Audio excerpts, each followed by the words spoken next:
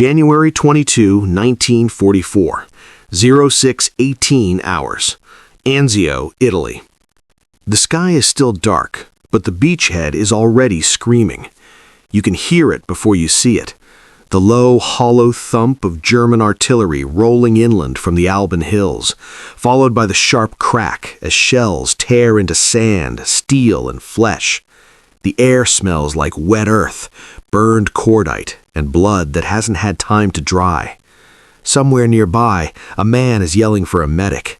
Somewhere else, someone has stopped yelling altogether. Inside a canvas aid station pitched just behind the front line, Captain Dr. Harold Whitman, U.S. Army Medical Corps, has lost track of how long he's been awake. His sleeves are soaked dark to the elbows. His hands shake slightly, not from fear, but from exhaustion. He presses gauze against a chest wound and feels the weak flutter beneath his fingers. Too shallow, too fast. Another stretcher comes in, then another. The station was meant to treat minor wounds before evacuation. It has become something else entirely, a place where men either cling to life for a few more minutes or let go. The wounded soldier on the stretcher looks younger than most, early 20s maybe. His helmet is gone. His face is gray, lips already tinged blue. A jagged piece of shrapnel has torn into his abdomen, and the field dressing is useless now, soaked through. BP's crashing, calls out Corporal Samuel Reyes, a combat medic barely a year out of training. Pulse is thready. Whitman nods once.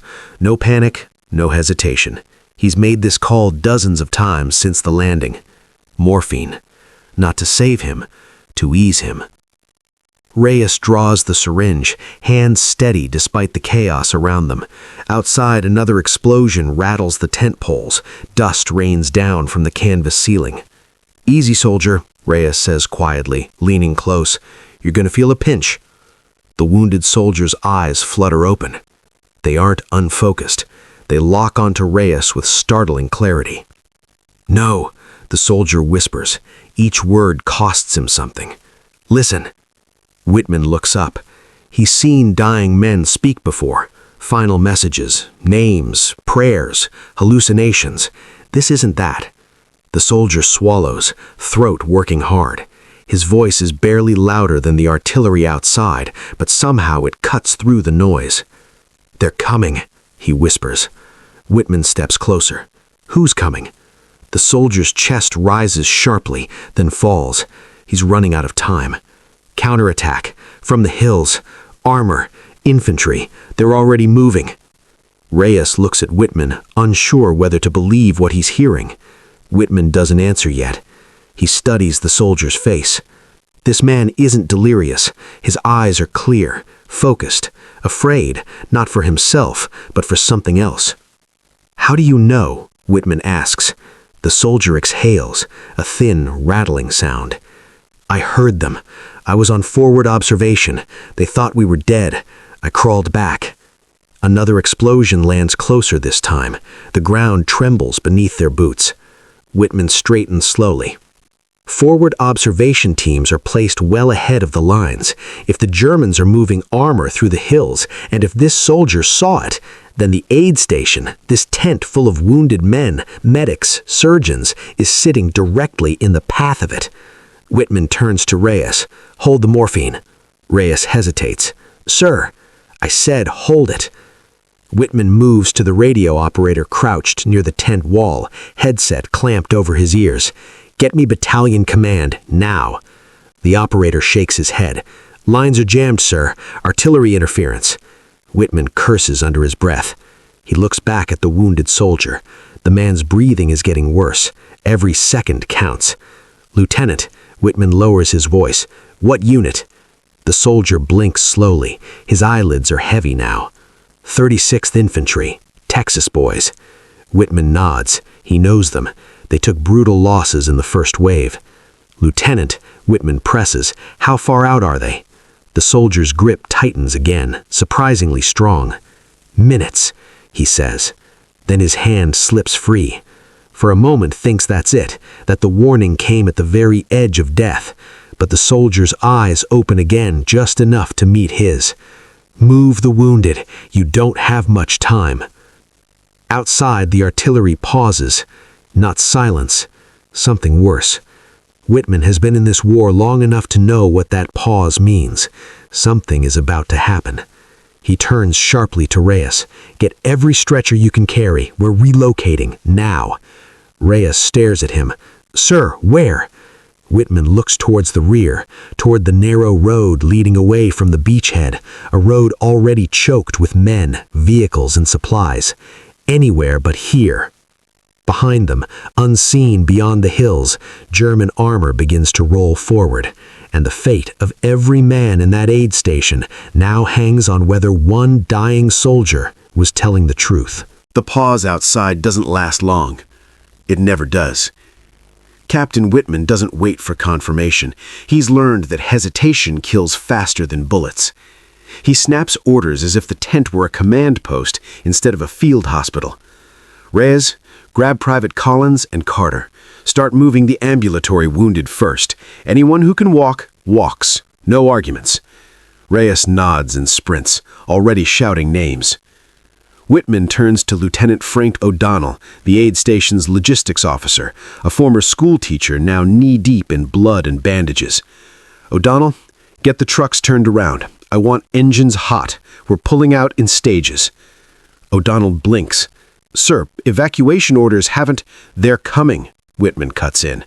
Armor and infantry. If we wait for paperwork, we'll be dressing wounds under tank treads. Another shell lands closer. This one sends a shockwave through the tent that rattles surgical instruments off the folding table. Somewhere outside, a man screams. Not wounded, not yet, just scared. O'Donnell doesn't argue again. He runs. Whitman kneels back beside the wounded lieutenant from the 36th Infantry. The man's breathing is shallow now, each inhale a fight. His face has gone pale, almost waxy. Whitman presses 2 fingers to the carotid artery. Weak, but there. You did good, Whitman says quietly, leaning close so only the soldier can hear. We heard you. The lieutenant's lips twitch, maybe a smile, maybe just muscle failing.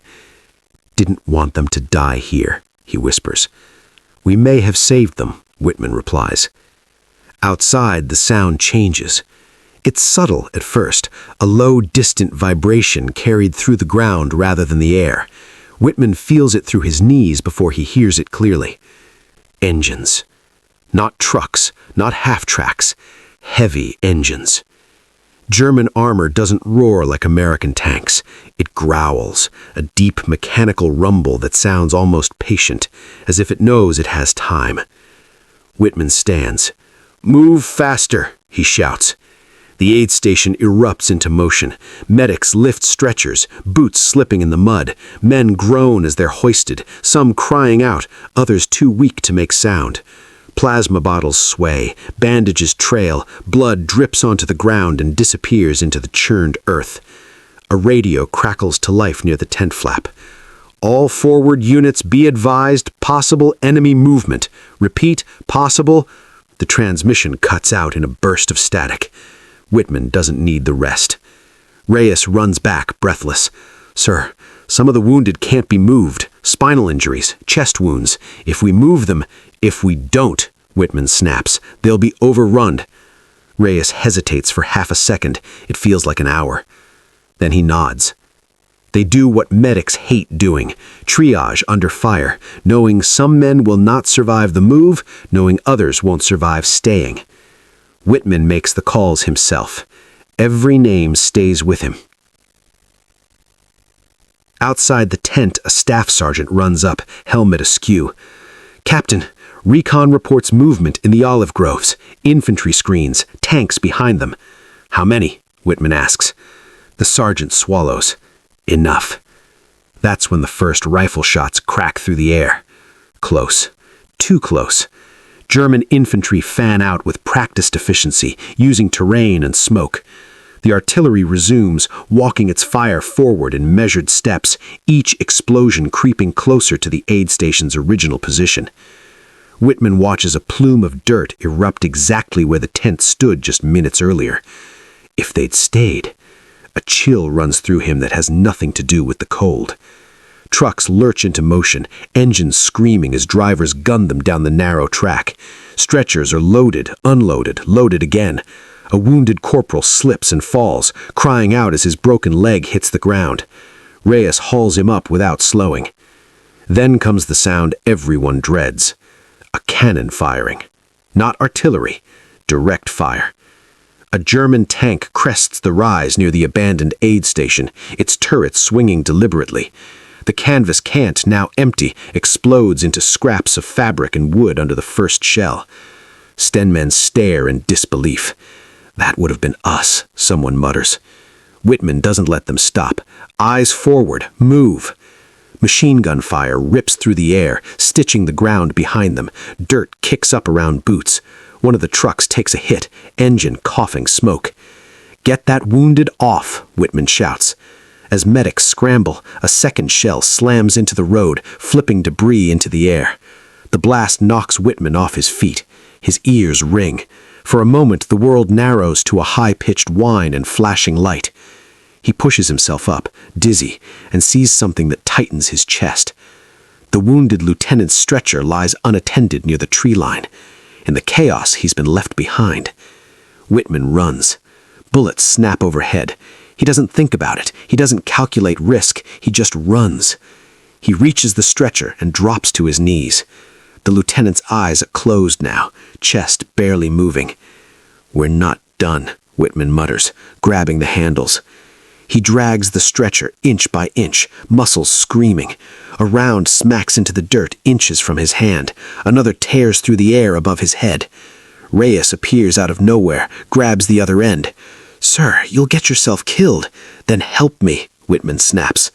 Together, they haul the stretcher behind the truck just as another shell detonates where they'd been seconds earlier. The lieutenant coughs weakly, eyes fluttering open. He looks at Whitman, confusion flickering across his face. "Did we make it?" he whispers. "We're not done," Whitman says, breath ragged, "but we will." The truck lurches forward, tires spinning in mud, then catching. As it pulls away, Whitman looks back one last time. The aid station is gone, reduced to churned earth, burning supplies, and smoke drifting lazily upward. German infantry swarm the area moments later, weapons raised, finding nothing but empty ground. Nothing except the echo of a warning they were never supposed to hear. And in the back of the fleeing truck, a dying lieutenant still clings to life, long enough, perhaps, for one more truth to surface. The truck bucks violently as it hits a crater, and every wounded man inside groans in unison. Captain Whitman grips the side rail to keep his footing. His knees feel hollow, like they might fold at any moment, but adrenaline keeps him upright. The road away from the beachhead is barely a road at all, just a narrow ribbon of mud, wreckage, and desperation funneling men away from the front.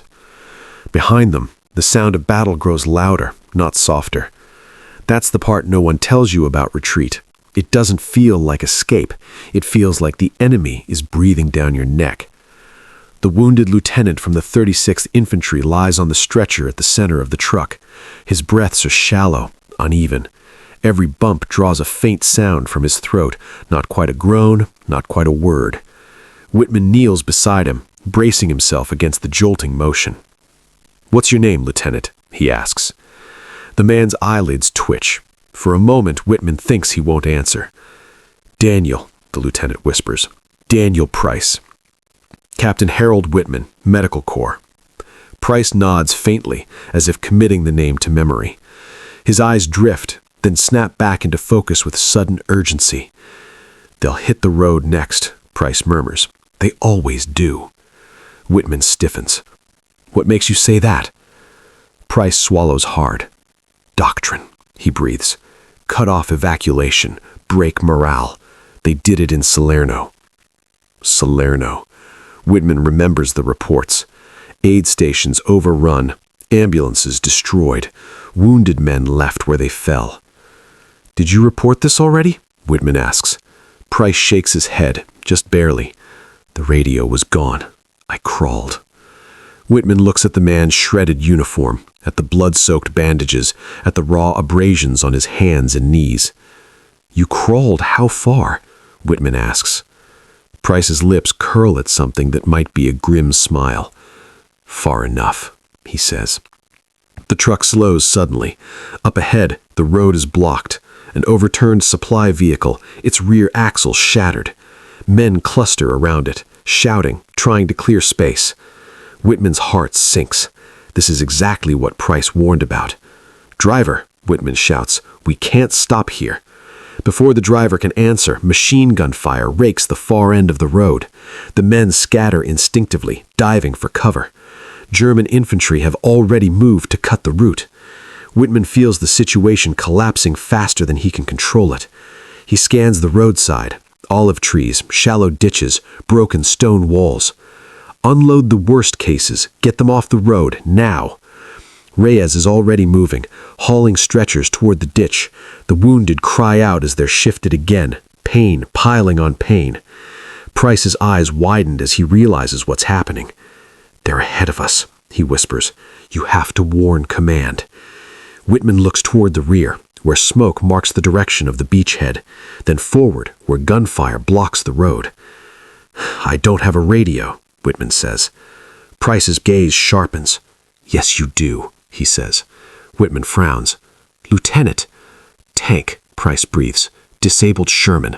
Ditch, 200 yards back. Crew abandoned it. Radio still works." Whitman stares at him. "How do you know that?" he asks. Price exhales slowly. "Because that's where I was hit." The sound of a tank gun firing echoes closer now, followed by a scream that cuts off abruptly. German infantry are probing forward, testing the blockade. Whitman doesn't hesitate. "O'Donnell, with me." They sprint back down the road, bullets cracking overhead, boots slipping in the mud. Whitman spots the Sherman half sunken in a ditch, its tracks blown, hull scarred but intact. They scramble inside. The interior smells like oil, sweat, and burned metal. The radio crackles weakly, but it's alive. Whitman grabs the handset, heart pounding. "This is Captain Harold Whitman, Medical Corps, Anzio Sector. Enemy counterattack underway. Armor and infantry pushing through the hills. Evacuation routes compromised. I repeat." Static surges. Then a voice breaks through. "Say again, Medical Corps." Whitman forces himself to breathe. "Enemy armor advancing toward rear areas. Aid stations at risk. Move reserves now." There's a pause. Then, message received. Outside, a burst of gunfire slams into the Sherman's hull. O'Donnell flinches. Whitman drops the handset and turns to go and nearly collides with Reyes climbing in. "Sir," Reyes says, eyes wide, "Price isn't doing well." Whitman doesn't answer. He runs. Back at the ditch, Price's breathing is ragged now, each inhale a struggle. Whitman kneels beside him again, hands already knowing what his eyes confirm. Internal bleeding, severe shock. Time is running out. Price opens his eyes, meeting Whitman's gaze. "Did you warn them?" he asks. Whitman nods. "They heard you." Price exhales, relief washing across his face. "Good," he whispers. "Then it was worth it." Whitman reaches for the morphine at last. Price's hand stops him, weaker now, barely able to grip. "No," he says. "Not yet." Whitman leans closer, voice tight. "Lieutenant, you don't have to." Price swallows. "There's one more thing," he whispers. Whitman stills. Around them, the battle intensifies. Gunfire, shouts, the roar of engines. Price's lips move again, and what he says next will force Whitman to make the hardest decision of the day. Captain Whitman leans in so close he can feel Lieutenant Price's breath against his cheek. The world seems to narrow to the space between them, the noise of battle fading into a distant roar, like surf crashing far away. Around them, medics move, men shout, rifles crack. None of it matters in this moment. "What is it?" Whitman asks. Price's eyes flick toward the road, then toward the olive groves where shadows move between the trees. His lips tremble, not from fear, but from the effort it takes to speak. "They're not stopping at the road," he whispers. "They're bypassing it." Whitman's stomach tightens. "What do you mean?" he asks. Price swallows hard.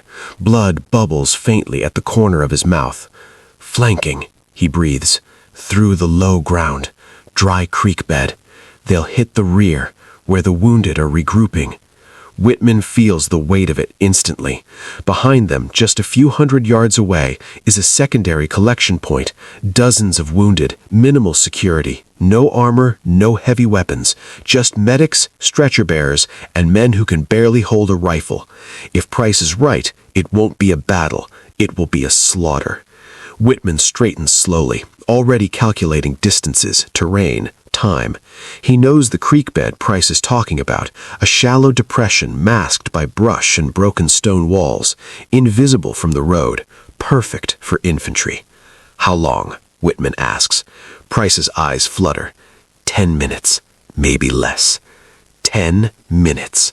Whitman turns and shouts, "Reyes!" Reyes is there instantly. "Sir?" "Get to the rear collection point, now. Tell them to move, full withdrawal, South Ridge." Reyes hesitates. "What about you?" Whitman doesn't answer. He's already scanning the area. He spots Sergeant Thomas Hargreaves, an infantryman with his arm in a sling, leaning against a wall, rifle resting against his knee. "Hargreaves!" Whitman yells. "Can you still fight?"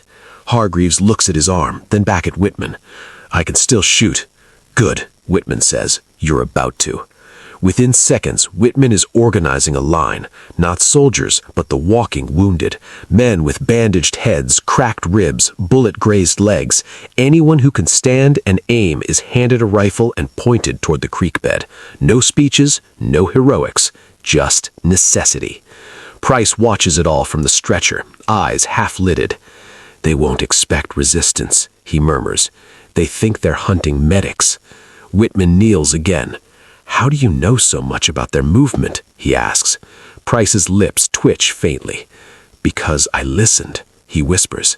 "They were laughing, said Americans run when they bleed."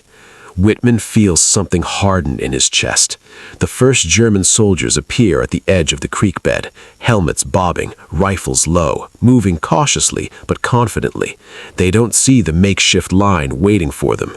Whitman raises his hand. "Wait." The Germans move closer. 20 yards. 15. Whitman drops his hand. The world explodes. Rifles crack from behind stone walls and trees. The Germans stumble, shocked, diving for cover they hadn't planned on needing. Shouts erupt. Orders barked in sharp, clipped German. The wounded Americans fire again and again. It's not a prolonged fight, it's a disruption, just enough chaos to shatter the flanking maneuver. Mortar rounds begin falling farther back, hurried, imprecise. The Germans hadn't prepared for resistance here. Whitman watches the enemy pull back, regrouping. Time. They've bought time. Reyes returns moments later, breathless. "They're moving the wounded, sir," he shouts. "They're getting out." Whitman nods once. He turns back to Price. The lieutenant's breathing is shallow now, barely there. His eyes search Whitman's face. "Did it work?" Price whispers. Whitman doesn't hesitate. "Yes," he says. "You saved them." Price exhales slowly. The tension drains from his face. "Good," he whispers.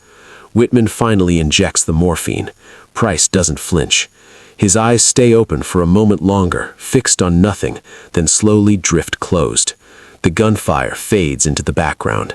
Whitman sits back on his heels, chest tight. Around him, medics move. Wounded men are loaded onto trucks. Engines start. The rear area empties just as German artillery begins walking fire through the space it occupied minutes earlier. If Price had spoken 30 seconds later. Whitman stands. He looks once more at the lieutenant's still form. There will be no report filed about what just happened. No citation, no medal recommendation. Price was officially listed as killed during movement under fire, nothing more. But Whitman knows the truth.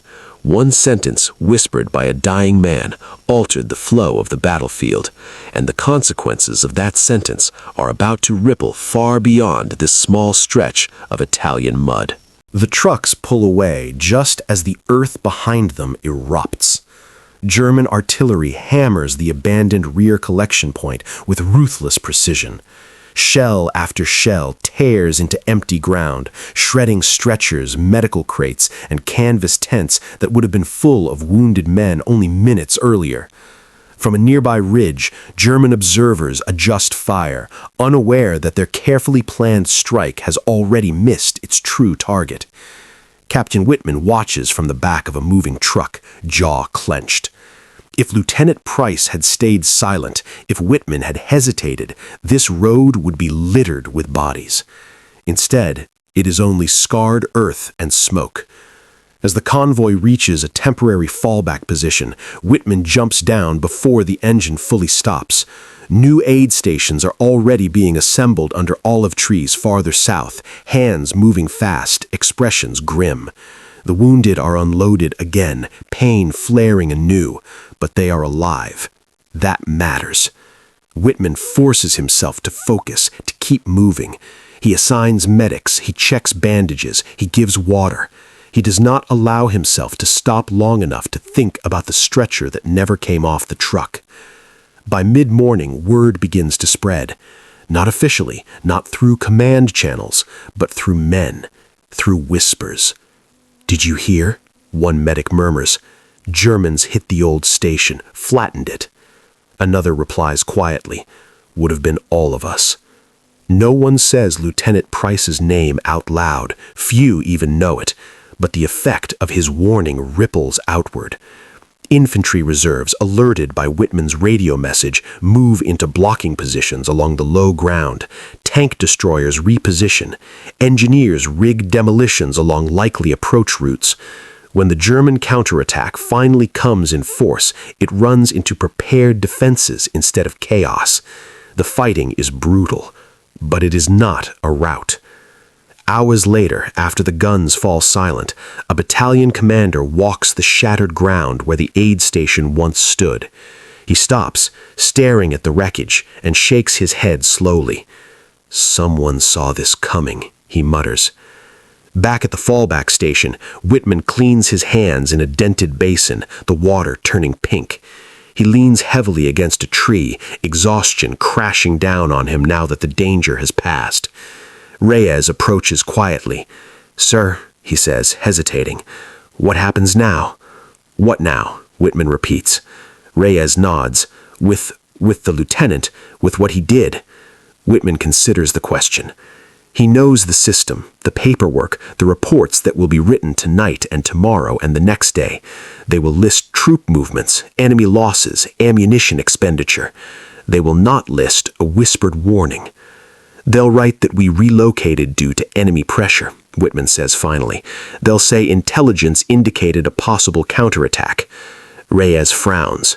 "But that's not—" "It's how it works," Whitman says gently. "No one likes a story that depends on one dying man being believed." Reyes looks away, jaw tight. Whitman reaches into his pocket and pulls out a small blood-stained notebook. He flips to a blank page. He writes a name. Lieutenant Daniel Price, 36th Infantry Division. Nothing more. No explanation. Just the name.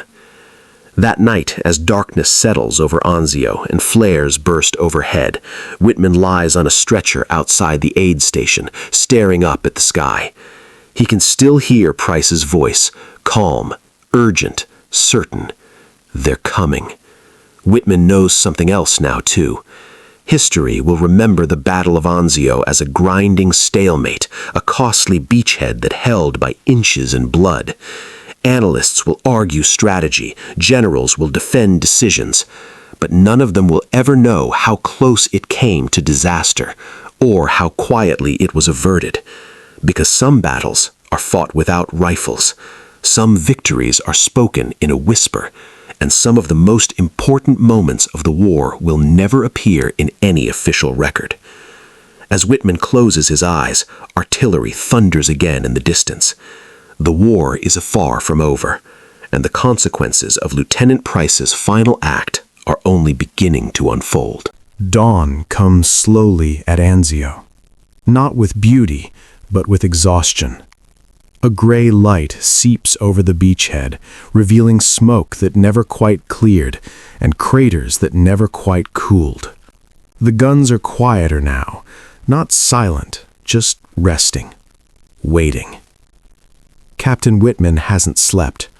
He sits on an ammunition crate outside the newly established aid station, helmet off, hands clasped loosely between his knees. Around him, men move with the numb efficiency of those who have learned not to think too far ahead. Bandages are changed, plasma bottles are refilled, names are called, names are crossed out. Whitman watches it all without really seeing it. Every so often, his mind drifts back to a stretcher in the mud, to a pair of clear eyes, to a voice that refused morphine because there was something more important than pain. Lieutenant Daniel Price. At mid-morning, a jeep pulls up, its windshield spiderwebbed from shrapnel. A major steps out, clipboard tucked under his arm. Major Leonard Abrams, Divisional Operations. He surveys the aid station, then spots Whitman. "Captain," Abrams says, extending a hand, "I hear you moved just in time." Whitman shakes it. "Yes, sir." Abrams flips through his notes. "Intelligence flagged the counterattack late, but your report helped us adjust. Could have been ugly." Whitman nods. He keeps his face neutral. Abrams hesitates, then asks, "What tipped you off?" For a moment, he considers telling the truth. He imagines saying the words out loud, that a dying lieutenant crawled back from an observation post and whispered a warning no one was meant to hear, that an entire rear area was saved because one man refused to fade quietly. But he sees the clipboard, the boxes, the lines. So he answers the way the war expects. "Forward observation report. Delayed transmission." Abrams nods, satisfied. "Lucky catch." Lucky. The word sits heavy in Whitman's chest. That afternoon, the wounded lieutenant's personal effects are delivered in a small canvas bag, a watch stopped at some indeterminate hour, a folded photograph of two smiling parents standing in front of a farmhouse, a few letters never sent. Whitman holds the photograph longer than he should. He imagines knocking on a door somewhere in Texas, imagines trying to explain how a son died not charging a hill or firing a rifle, but bleeding in the mud while thinking about other men. There is no form for that. As days pass, the beachhead holds, barely. The German counterattacks come again and again, grinding, relentless. Each time, the Americans are a little more ready.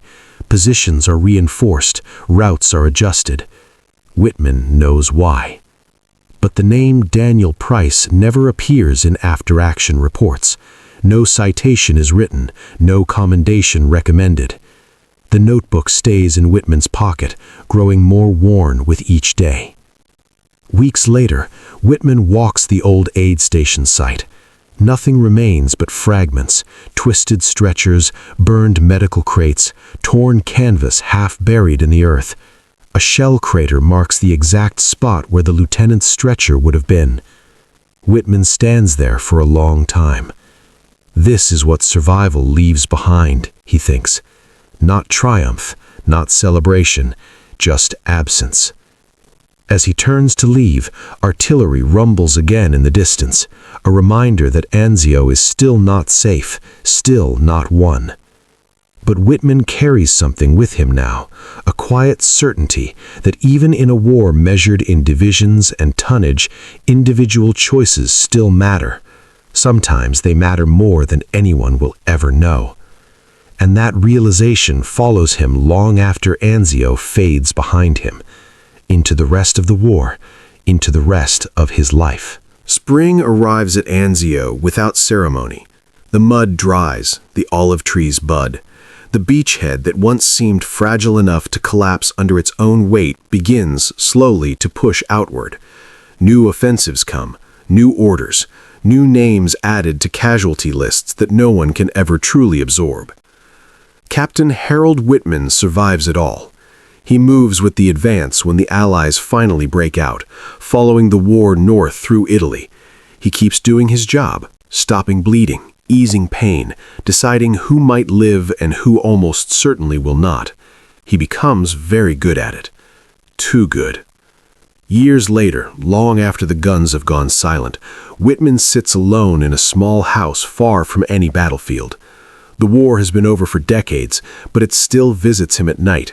Not in explosions or screams, those fade with time, but in moments. A voice, clear, calm. They're coming. On a quiet afternoon, Whitman opens an old footlocker he hasn't touched in years. Inside are medals, papers, and a small blood-stained notebook. He flips through brittle pages until he finds the name written in careful pencil. Lieutenant Daniel Price, 36th Infantry Division. Nothing else. No date, no explanation. Just a reminder. Whitman closes the notebook and sits back, staring at nothing. History books will describe Anzio in numbers, divisions committed, days held, miles gained. They will argue whether it was worth the cost. They will debate decisions made by men whose names are etched into monuments. They will never mention an aid station that moved at the last possible moment.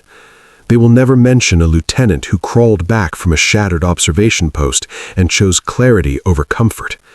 They will never mention the sentence that saved dozens of lives. And maybe that's how it has to be.